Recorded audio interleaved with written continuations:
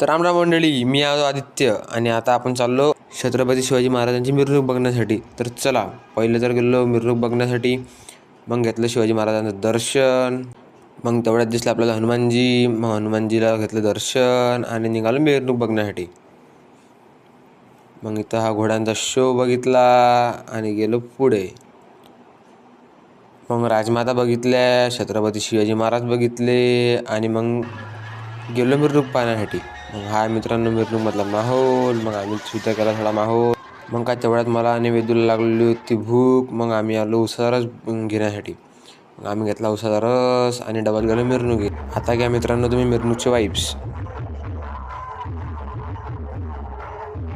येऊ द्या की मला बी जत्रा नाही